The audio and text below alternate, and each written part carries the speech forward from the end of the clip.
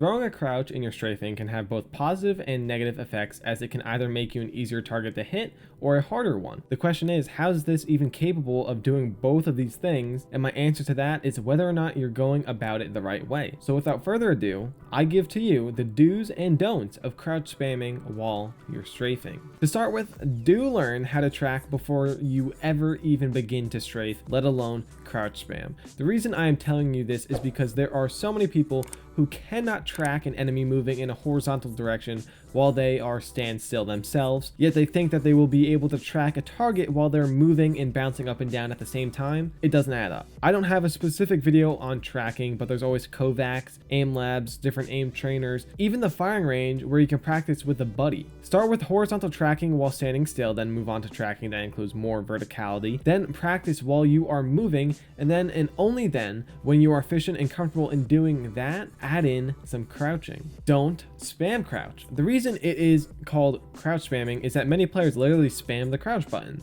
though this is actually not the correct process of doing this. It should be timed precisely and specifically for the enemy you are dealing with. You might ask how you should figure out this timing, and that has to deal with how good of a shot your enemy is. If they aren't able to track you precisely, either they are aiming too far ahead or behind you, then you can get away with not even crouching at all while strafing. However, if the enemy is accurate and precise, it then comes down to throwing off their shot and avoiding as many bullets as possible while also retaining your own accuracy by remaining on target. The speed at which you should crouch in this situation is again very specific to the enemy beaming you. However, a good rule of thumb is to crouch while changing directions, and at least once in a while going in that new direction before changing directions again. However, a lot of really good players already know that this is a common staple, so it's important to keep things random or find a pattern that works to you and stick with it. I would also like to mention that if you constantly spam crouch, you move up and down so quickly that it doesn't even look like you are crouching. It looks like you are in between crouching and standing, so it makes you a smaller target to hit, but marginally, and at that point enemies can just aim at your chest and be hitting you in your head on your way down. Do crouch to strafe to evade enemy bullets from far away. The easiest target for anyone to hit is one that is standing still. If the target runs towards them, it's as easy if not easier to hit said target. Moving paths perpendicular to the direction the bullets are coming from makes it a harder target to hit, and adding a verticality aspect by crouching once in a while makes it even more difficult. If someone is shooting you from 100, 150, 200, or even 50 meters away with a wingman, a sentinel, a longbow, literally any gun in the game, and they seem somewhat accurate, start moving. Otherwise, you're going to get hit and you're going to get knocked very quickly. Especially when fleeing from an enemy. Apart from zigzagging, kiting, or bob and weaving from gunfire, you should be in a full-on sprint, and with that, you can slide, stop short,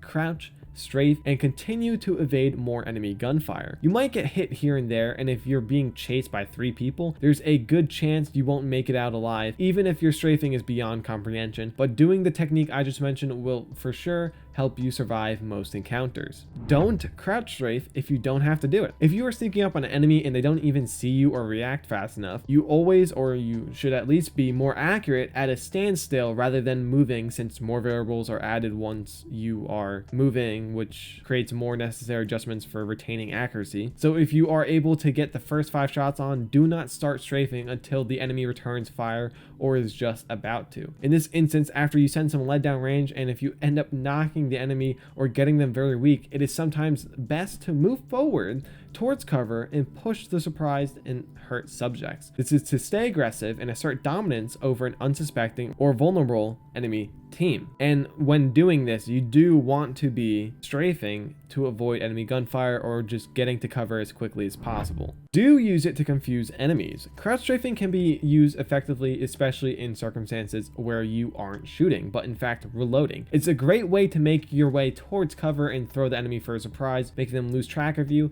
and this is especially useful out in the open where no cover is available at all.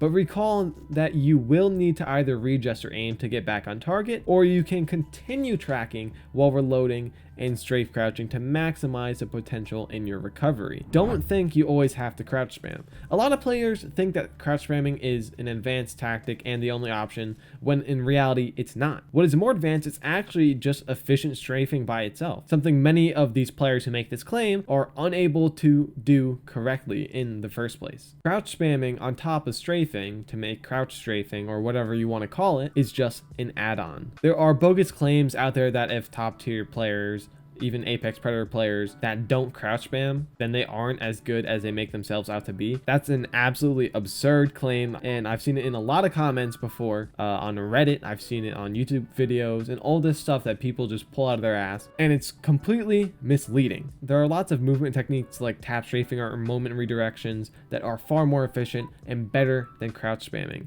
However, these only apply for mouse and keyboard users, though there are other movements on controller like wall jumping or counter strafing that can be better than crouch spamming in most situations. In reality though, better positioning and accuracy would eliminate a need for it altogether, but very few players are that good. Do use this to duck shots. Nothing is worse than 1v1ing up close and personal than realizing your opponent has a Mastiff and you don't have that type of firepower. If you immediately decide to crouch spam, your enemy will compensate for that by aiming lower on your torso, where crouching would not be effective at all in missing those shots. However, if you time things perfectly, and this takes a bit of game knowledge of the fire rate of the Mastiff and just experience playing, you can simply and consistently duck enemy shots, giving you the opportunity to hip fire in the process or deplete their ammo for your opportunity to strike back. This works best when enemies are using a semiotic weapon like the shotguns or a wingman, where headshots are game changers in these types of fights. Thank you all so much for watching the video. It's the first video to a brand new series that I'm starting, so if you enjoyed it, make sure to drop a like. Comment down below what topics you want me to cover, the do's and don'ts of next, and of course if you're new to the channel,